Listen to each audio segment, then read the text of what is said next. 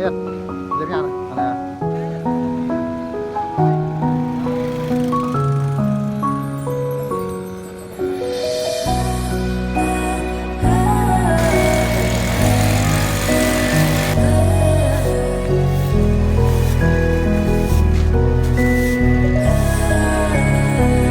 Đời người gian nan tìm đâu thấy bình an, hận thù ghen ghét sống chiếm bao tâm hồn. Chúa đem đến hy vọng, tình tháng tháng muôn lòng, khắp nơi mừng vui từ khi Chúa vào đời.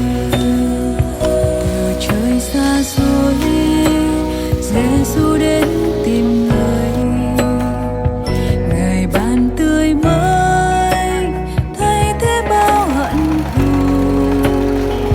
Chúa tha hết muôn tội, lao mê mang tim Ngài, khắp nơi mừng vui từ khi Chúa vào đời.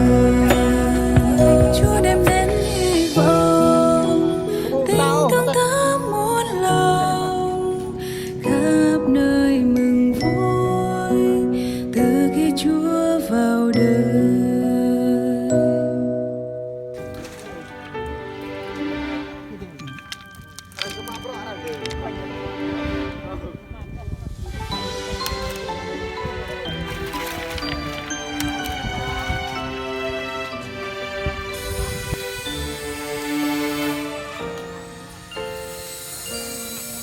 Người có hay đêm đông đầu tiên được trao ban một món quà, vì yêu thương để bằng lòng tặng con một giấc dấu yêu.